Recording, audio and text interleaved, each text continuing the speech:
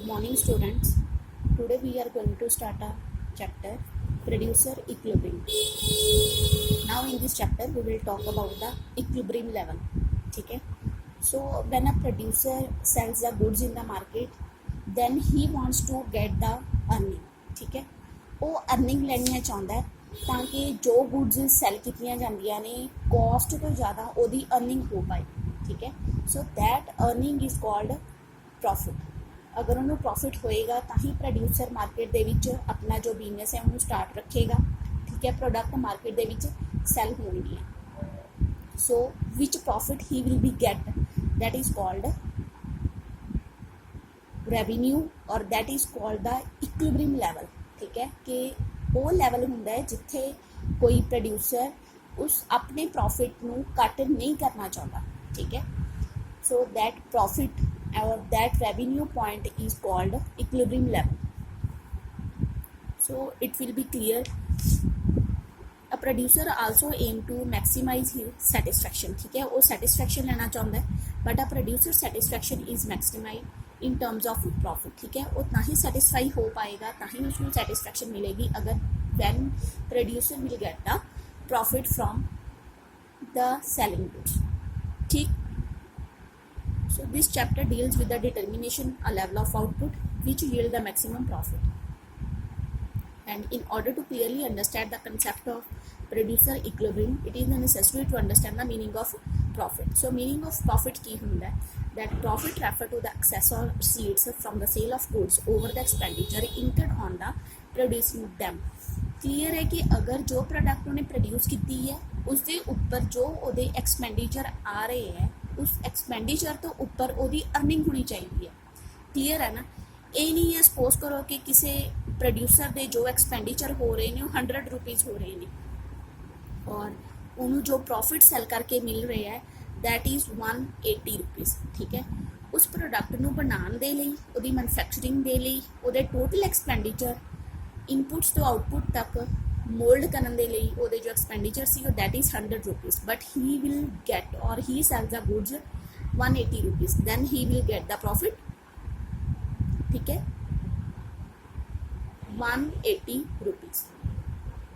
सो जो उसकी कॉस्ट तो ज़्यादा उन्होंने प्रॉफिट मिलेगा then he will continue the business. अगर वो कॉस्ट ही ज़्यादा होएगी तो की करते हैं प्रोड्यूसर अपना जो बिजनेस है उन्होंने बंद कर देंगे। ठीक है,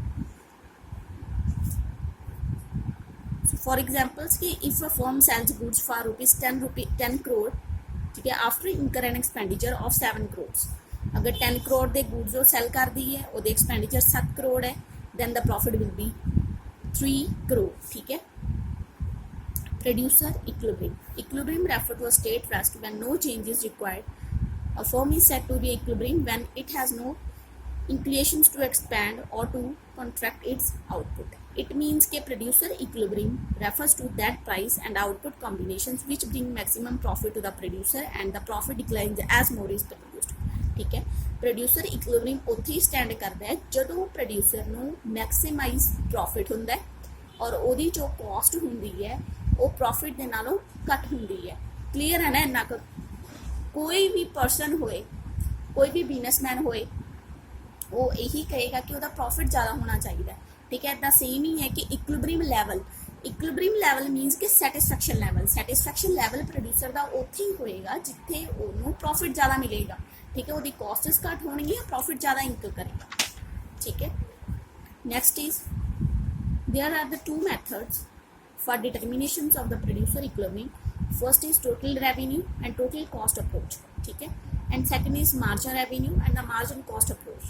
So it's a 2 approaches. First is when price remain constant ਜਦੋਂ price same ਹੁੰਦੇ ਹੈ और we have already discussed in the last chapter कि एक कदों ਹੁੰਦੀ है in the perfect competitions. ठीक है, so in this situation firm has to accept the same price as determined by the industry ने जो price fix करता उसी price ਦੇ ਉੱਪਰ जो market ਦੇ ਵਿੱਚ ਉਹਨਾਂ ਨੇ ਚੀਜ਼ ਨੂੰ sell करना है। ठीक है, और price change नहीं ਹੁੰਦਾ। then price falls with rise in output. price fall कितना ਹੁੰਦਾ ਜਾਂਦਾ है बट आउटपुट की है इनक्रीज होंदी जाएगी मार्केट दे विच और जो प्रोड्यूसर है फर्म नूं प्रोड्यूस तो करी जाएंगे बट प्राइस अपना डाउन उन्हां दा हुंदा जांदा है। ये कदों हुंदा है इनपरफेक्ट कॉम्पीटिशनस। ठीक है, और ਇਹਦੇ ਵਿੱਚ ਉਹਨਾਂ ਦੀ ਆਪਣੀ ਪ੍ਰਾਈਸਿੰਗ ਪਾਲਿਸੀ ਹੁੰਦੀ ਹੈ। ਜਦੋਂ ਉਹਨਾਂ ਨੇ ਸੇਲ ਨੂੰ ਇਨਕਰੀਜ਼ ਕਰਨਾ ਹੁੰਦਾ ਉਦੋਂ ਪ੍ਰਾਈਸ ਡਾਊਨ ਕਰ ਦਿੰਦੇ ਨੇ, ਕਿਉਂਕਿ ਅਗਰ ਪ੍ਰਾਈਸ ਡਾਊਨ ਹੋਏਗਾ ਤਾਂ ਮਾਰਕੀਟ ਦੇ ਵਿੱਚ ਡਿਮਾਂਡ ਜ਼ਿਆਦਾ ਹੋਏਗੀ। ਠੀਕ ਹੈ, ਇਹ 2 ਪੁਆਇੰਟਸ ਨੇ। ਇੱਥੇ ਤੱਕ ਕਲੀਅਰ ਹੈ। ਸਭ ਤੋਂ ਪਹਿਲਾਂ ਕੀ ਕੀਤਾ, ਪ੍ਰੋਡਿਊਸਰ ਇਕੁਇਲਿਬ੍ਰੀਅਮ ਕੀ ਹੁੰਦਾ ਹੈ। ਇਕੁਇਲਿਬ੍ਰੀਅਮ ਲੈਵਲ ਹੁੰਦਾ ਹੈ ਸੈਟਿਸਫੈਕਸ਼ਨ ਲੈਵਲ। ਜਦੋਂ ਪ੍ਰੋਡਿਊਸਰ ਇੱਕ ਸੈਟਿਸਫੈਕਸ਼ਨ ਲੈਵਲ ਉੱਤੇ ਪਹੁੰਚਦਾ ਹੈ ਔਰ ਉਸ ਟਾਈਮ ਉਸਨੂੰ ਪ੍ਰੋਫਿਟ ਜ਼ਿਆਦਾ ਅਰਨਿੰਗ ਹੋ ਰਹੀ ਹੈ ਔਰ ਉਹਦੀ ਕਾਸਟ ਘੱਟ ਹੁੰਦੀ ਹੈ। ਫਿਰ ਉਹਨਾਂ ਨੇ ਪ੍ਰੋਡਿਊਸਰ ਇਕੁਇਲਿਬ੍ਰੀਅਮ ਨੂੰ ਕਿੱਦਾਂ ਅਸੀਂ ਡਿਟਰਮਿਨ ਕਰਨਾ ਹੈ, ਤਾਂ 2 ਅਪਰੋਚਸ ਦੱਸੀਆਂ ਸੀ। ਜਦੋਂ ਪ੍ਰਾਈਸ ਰਿਮੇਨ ਕਨਸਟੈਂਟ ਰਹਿੰਦਾ ਹੈ ਔਰ price falls with rising output. ਠੀਕ, next is marginal revenue and the margin cost approach। ठीक है, according to this approach producer equilibrium refer to state of that output level at which MC equal to MR as long as MC is less than MR it is profitable for the producer to go on producing more because it adds to its profit। clear ही है कि अगर MC means marginal cost जो less होएगी MR तो marginal revenue, it means कि जो साडा revenue है दैट विल बी इंक्रीज और जो साडी कॉस्ट है वो की है डाउन है। ठीक है, रेवेन्यू हाई है कॉस्ट डाउन है, तो ऑब्वियस की होएगा प्रोड्यूसर नू प्रॉफिट मिल रहा है और प्रॉफिट मिलने दे नाल वो अपना जो बिजनेस है उन्होंने कंटिन्यू रखेगा, जो प्रोडक्शन है उन्होंने भी कंटिन्यू रखेगा। क्लियर।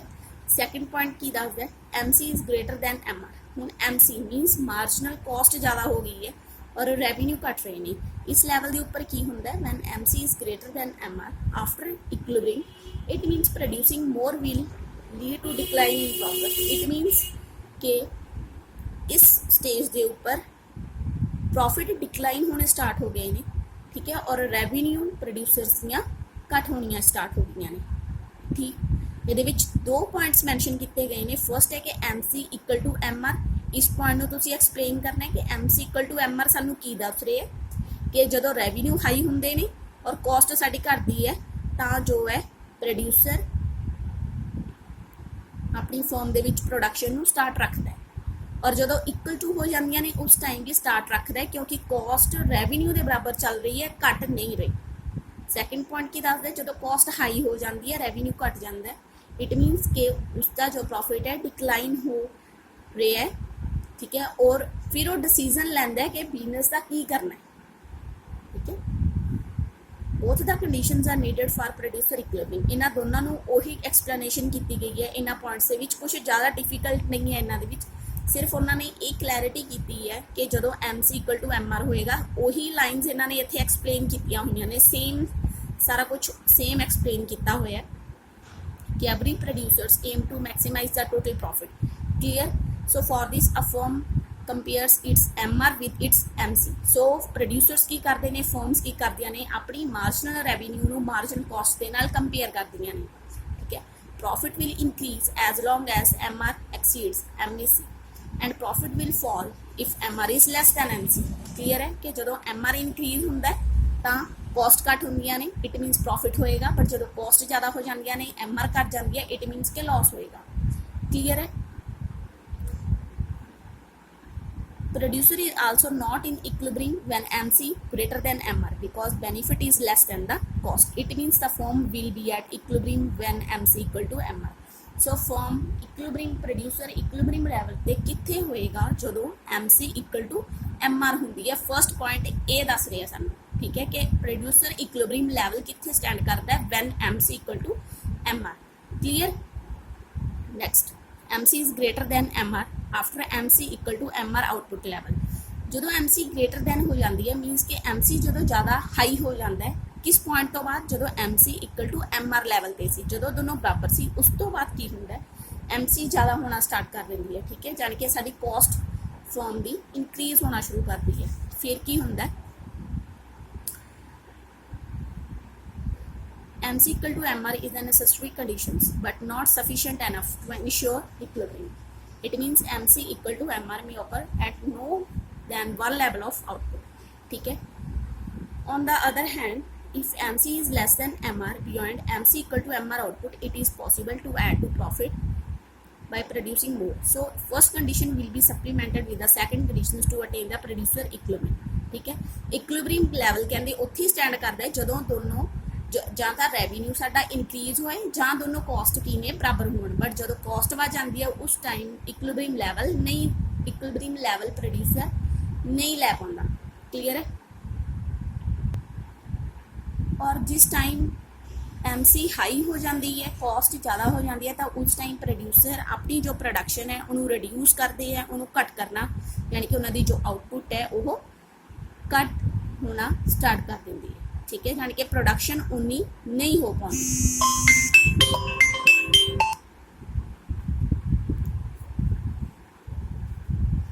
नैक्सट इज़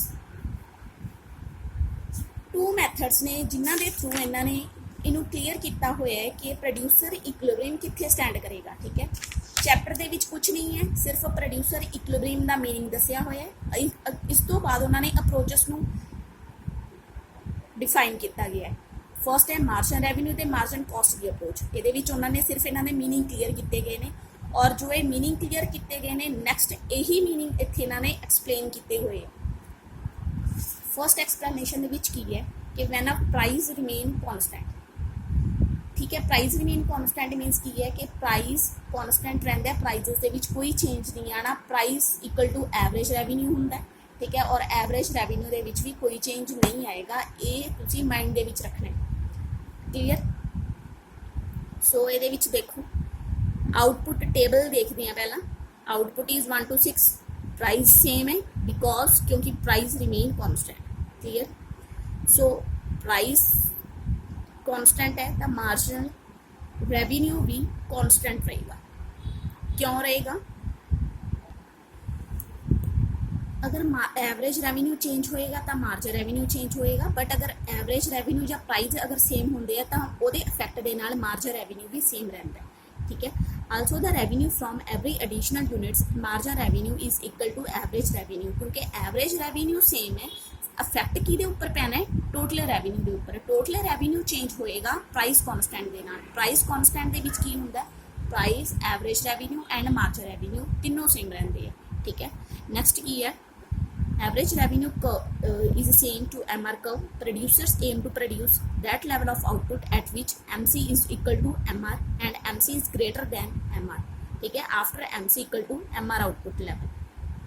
और ये कहते पे है कि ये प्रोड्यूसर की कहता है कि प्रोड्यूसर उतों तक ही अपनी प्रोडक्शन करेगा जदों तक वो जो MC और MR है दोनों इक्वल लैवल के होंगे है। कि फर्स्ट पॉइंट सानू मिल रहा है कि MC इक्वल टू MR होए, या सैकेंड जो MC इज ग्रेटर दैन हो जाती है उस पॉइंट तक ही जो प्रोड्यूसर है अपनी प्रोडक्शन करेगा, या उस लैवल तक ही इक्विलिब्रियम लैवल के उपर होएगा। इत्थे देखो सेम है, टोटल रेवेन्यू के विच चेंजेस आ रहे हैं, टोटल कॉस्ट के विच भी चेंजेस आ रहे हैं, और MC दे विच भी चेंजेस आ रही है। ठीक है। प्रॉफिट की होंदा है जो टोटल रेवेन्यू के विचों असीं टोटल कॉस्ट को माइनस कर देंगे, और MC की होंदा है टोटल रेवेन्यू का नैक्सट जो यूनिट है वो जो असीं माइनस करते जावांगे then we get the MC। ठीक है, दैट इज़ TRN-1 जो असीं फॉर्मूला किया सी उस अकॉर्डिंग सानू मिल रहे हैं। हुण देखो डायग्राम, डायग्राम दे विच की है O एक्सिस है, इट्स OY। ठीक है, O axis shows the output and OY shows the revenue and cost कि कितने रेवेन्यू एंड कॉस्ट स्टैंड कर रही है। OP लैवल के उपर उन्होंने एक प्राइस फिक्स किया हुआ है कि OP प्राइस है, और OQ तक प्रोडक्शन हो रही है, इन्हें आउटपुट प्रोड्यूस किए जा रही है। प्राइस और O एक्सिस ये दोनों पैरलर होंगियां। क्यों पैरलर होंगियां ने? जो प्राइस कॉन्स्टेंट होंदा है। ठीक है, price, average revenue and MR revenue parallel ने O एक्सिस से। ठीक है, क्योंकि प्राइस भी सेम है, एवरेज रेवेन्यू भी सेम है, और मार्जिनल रेवेन्यू भी सेम है। मार्जिनल कॉस्ट को हम शो करना है। This is the marginal cost curve. Marginal cost curve MR curve नूं कित्थे कट रही है? सब तो पहला इस पॉइंट उपर कट रही है, R पॉइंट के उपर। ठीक है, R पॉइंट के उपर OQ1 प्रोडक्शन हो रही है। ठीक है, इत्थे की हो रहा है जो MC इक्वल टू MR, इस R पॉइंट के उपर सानू शो हो रहा है कि MC इक्वल टू MR दोनों कॉस्ट एंड रेवेन्यू दोनों आपस में इक्वैलिटी नू शो कर रही ने, दोनों R पॉइंट के उपर टच कर रही ने। ठीक है, और इस लैवल के उपर फर्स्ट जो साडा अप्रोच है वो फुलफिल हो रही है, ठीक है। नैक्सट देखो MC कॉस्ट डाउन होंदी जा रही है, बट एक डाउन लैवल तो बाद ये फिर अप होना स्टार्ट कर देंदी है और मार्जिनल रेवेन्यू डाउन होंदी है। इट मीनस कि मार्जिनल कॉस्ट इंक्रीज हो गई बट मार्जिनल रेवेन्यू साडी घट है। इत्थे शो हो रहा है ना, इस के पॉइंट तो बाद देखो MC इंक्रीज हो रही है और AR MR डाउन ने MC तो। इट मीनस की शो हो रहा है कि मार्जिनल कॉस्ट प्रोड्यूसर की हाई होगी और रेवेन्यू वो डाउन हो गए। हुण के पॉइंट ते साडी दूसरी अप्रोच फुलफिल हो रही है कि when MC is greater than MR। So इस पॉइंट के उपर के पॉइंट के उपर प्रोड्यूसर अपने इक्विलिब्रियम लैवल पे होएगा और इस टाइम इस तो बाद वो प्रोडक्शन नू बंद कर देगा, प्रोडक्शन नहीं करेगा क्योंकि उसकी कॉस्ट हाई हो रही है, ठीक है। और ये प्रोड्यूसर इक्विलिब्रियम लैवल के पॉइंट के उपर सानू शो हो रहा है और वो क्यों दे उपर वो आउटपुट बन रही है। इस तो बाद वो प्रोडक्शन नहीं करेगा क्योंकि कॉस्ट हाई हो रही ने। Producer equilibrium is determined at OQ level of output corresponding to point K as at this point MC equal to MR, ठीक है, and MC is greater than MR after MC equal to MR output level। Clear है। इत्थे दो जो process सी दो point सी वो साडे sufficient हो रहे है के पॉइंट के ऊपर, ठीक है। MC MR नू कट कर रही है, इक्वल है, और इस तो बाद MC इंक्रीज होना स्टार्ट कर दी है। Clear. Output is shown on the x-axis and revenue cost is the y-axis. Both AR and MR curves are straight line parallel to x-axis. MC curve U-shape. Producer equilibrium will be determined at OQ level of output corresponding to point K because only at point K the following two conditions are fulfilled. MC equal to MR and MC is greater than MR after MC and MR output level। जिथे ये दो conditions fulfil होणगियां chapter दे विच सिर्फ यही clear किया गया है कि जिथे ये दो अप्रोचस दो कंडीशनस फुलफिल होंदियां ने उत्थे ही प्रोड्यूसर दा इक्विलिब्रियम लैवल नू काउंट किया जाता है। क्लीयर है। नैक्सट अप्रोच देखो, when price will be fall with rise in output rise होएगी बट प्राइस फॉल होंदा जाएगा, डाउन होंदा जाएगा। आउटपुट देखो, प्राइस देखो डाउन होंदा जा रहा है, उहदे नाल MR भी साडी डाउन हो रही है क्योंकि प्राइस MR और एवरेज रेवेन्यू ये आप देखिए कि इक्वल होंदियां ने, ठीक है। टोटल रेवेन्यू इंक्रीज हो रहा है, फिर कॉन्स्टेंट हो गया, ठीक है। कॉस्ट इंक्रीज होनी स्टार्ट होगी, प्रॉफिट पहला प्रॉफिट हो रहा है, नेगेटिव आ गया, दैन माइनस चलिया गया, ठीक है, जीरो तो बाद नेगेटिव। सो ये देखो O axis is the output, OY is the revenue and cost. P point तो सानू पता चल रहा है कि P to MR is the MR curve, marginal revenue curve, ठीक है। ये मार्जिनल रेवेन्यू कर्व है। When there is no fixed price and price fall with rise in output, then MR curve slope down। Price fall हो रही है, सानू पता है कि अगर प्राइस देखो कि अगर जो सानू पता है कि साडी जो प्रोडक्शन हुई सी ਉਹਦੇ ਉੱਪਰ ਕੀ ਹੋ ਰਿਹਾ ਹੈ कि ਸਾਡਾ ਅਸੀਂ ਸੇਲ ਕਰ ਰਹੇ ਹਾਂ ਬਟ ਸਾਡੇ ਜੋ ਪ੍ਰਾਈਸਿਸ ਨੇ ਪ੍ਰੋਡਕਟ ਦੇ ਉਹ ਡਾਊਨ ਹੁੰਦੇ ਜਾ ਰਹੇ ਨੇ, ਤਾਂ ਉਹਦੇ ਨਾਲ ਨੈਚੁਰਲੀ ਕੀ ਹੋਏਗਾ, ਪ੍ਰੋਫਿਟ ਤਾਂ ਇਨਕਰੀਜ਼ ਨਹੀਂ ਹੋਏਗਾ ਬਟ ਸਾਡਾ ਰੈਵਨਿਊ ਡਾਊਨ ਹੁੰਦਾ ਜਾਏਗਾ। ਸਾਨੂੰ ਪਤਾ ਹੈ ਕਿ ਸਾਡੇ ਜਦ ਪ੍ਰੋਡਕਟ ਦੇ ਪ੍ਰਾਈਸ ਡਾਊਨ ਹੁੰਦੇ ਜਾ ਰਹੇ ਨੇ ਤਾਂ ਉਹਦੇ ਨਾਲ ਸਾਡੇ ਰੈਵਨਿਊ ਵੀ ਡਾਊਨ ਹੁੰਦੇ ਜਾ ਰਹੇ ਨੇ। So marginal revenue downward sloping ਆ ਰਹੇ ਹੈ। क्यों आ रहे हैं? क्योंकि प्राइस फॉल है। Producer aim to produce that level of output at which MC is equal to MR and MC curves करता MR कर्व बिफोर बिलो, ठीक है। हुण MC कर्व अपनी U शेप दे विच है, U शेप दे विच F तो स्टार्ट हुई है, पहला डाउन है बट E पॉइंट के उपर की हो गया, दोनों कंडीशंस फुलफिल हो रही हैं। एक तो MC MR कर्व दे इक्वल है, कट रही है, और दूसरा MC ग्रेटर दैन MR, ठीक है। After that MC equal to MR output level. So output level की होएगा फॉर्म दा, दैट इज OM, ओके। और E पॉइंट दे ऊपर प्रोड्यूसर दा इक्विलिब्रियम लैवल होएगा जिथे दोनों कंडीशंस फुलफिल हो रही हैं, ठीक है। सो क्लैरिटी है। कि output is shown on the x-axis and revenue and cost is the y-axis. Producer equilibrium will be determined at OM level of output corresponding to the point E because it's fulfill the two conditions. ये दोनों conditions उन्हें fulfill की हैं, ठीक है. So the producer is at equilibrium level at OM unit of output. Relation between price and MC at equilibrium when price fall with rise in output. Okay. When one more output can be sold only by reducing the price, then price greater than MR. As equilibrium is achieved when MC equal to MR, it means price is more than MC at equilibrium level. ਇਹ ਦੋ condition ਸੀ ਉਹਨਾਂ ਨੇ clear ਕੀਤੀਆਂ ਹੋਈਆਂ ਨੇ ਕਿ ਸਿਰਫ ਉਦੋਂ ਤੱਕ ਹੀ ਉਹ ਆਪਣੀ ਪ੍ਰੋਡਕਸ਼ਨ ਕਰਦਾ ਹੈ ਜਦੋਂ ਤੱਕ ਉਹਦੀ ਕਾਸਟ ਉਹ ਕਵਰ ਕਰ ਰਹੀ ਹੈ। ਜਦੋਂ ਉਹਦੀ ਕਾਸਟ ਇਨਕਰੀਜ਼ ਹੋਣਾ ਸਟਾਰਟ ਕਰ ਦਿੰਦੀ ਹੈ ਫਿਰ ਉਹ ਆਪਣਾ ਆਊਟਪੁੱਟ ਹੈ ਜੋ ਪ੍ਰੋਡਕਸ਼ਨ ਹੈ ਉਹ ਨਹੀਂ ਕਰਦਾ ਪ੍ਰੋਡਿਊਸ। ਠੀਕ ਹੈ, ਕਲੀਅਰ ਹੈ ਬੱਚੇ। ਚੈਪਟਰ ਦੇ ਵਿੱਚ ਸਿਰਫ ਇੱਕ ਪ੍ਰੋਡਿਊਸਰ ਇਕੁਇਲਿਬ੍ਰੀਅਮ ਦਾ ਮੀਨਿੰਗ ਕਲੀਅਰ ਕੀਤਾ ਗਿਆ ਹੈ ਕਿ ਉਹ ਕਿੱਥੇ ਸਟੈਂਡ ਕਰੇਗਾ। ਪ੍ਰੋਡਿਊਸਰ ਇਕੁਇਲਿਬ੍ਰੀਅਮ ਉੱਥੇ ਸਟੈਂਡ ਕਰਦਾ ਹੈ ਕਿਉਂਕਿ ਪ੍ਰੋਡਿਊਸਰ ਪ੍ਰੋਫਿਟ ਲੈਣਾ ਚਾਹੁੰਦਾ ਹੈ। ਪ੍ਰੋਫਿਟ ਉਦੋਂ ਹੀ ਮਿਲੇਗਾ ਜਦੋਂ ਉਹਦੀ ਕਾਸਟ ਘੱਟ ਹੁੰਦੀ ਹੈ, ਰੈਵਨਿਊ ਜ਼ਿਆਦਾ ਹੁੰਦੀਆਂ ਨੇ। ਠੀਕ ਹੈ, ਫਿਰ ਇਸ ਤੋਂ ਬਾਅਦ ਉਹਨਾਂ ਨੇ ਦੋ ਅਪਰੋਚਸ ਲਈਆਂ ਨੇ, ਮਾਰਜਨਲ ਰੈਵਨਿਊ ਤੇ ਮਾਰਜਨਲ ਕਾਸਟ ਦੀ ਅਪਰੋਚ। ਮਾਰਜਨਲ ਕਾਸਟ ਔਰ ਐਮਆਰ ਔਰ ਐਮਸੀ ਇਹ ਦੋਨੋਂ ਹੀ ਤੁਸੀਂ ਇੱਥੇ ਐਕਸਪਲੇਨ ਕਰਨੀਆਂ ਨੇ ਕਿ ਕੰਡੀਸ਼ਨਸ ਸ਼ੋ ਕੀ ਕਰ ਰਹੀਆਂ ਨੇ। ਉਸ ਤੋਂ ਬਾਅਦ ਸਿਰਫ ਇਹਨਾਂ ਦੋਨਾਂ ਨੂੰ ਐਕਸਪਲੇਨ ਕੀਤਾ ਗਿਆ ਹੈ with price remain constant and when price fall with rising in output। ठीक है, ਇਹਦੇ ਵਿੱਚ ਟੇਬਲ ਹੈ ਔਰ diagrams. so this is all about the producer equilibrium level, and if you have any problem you can call me at any time. Thank you.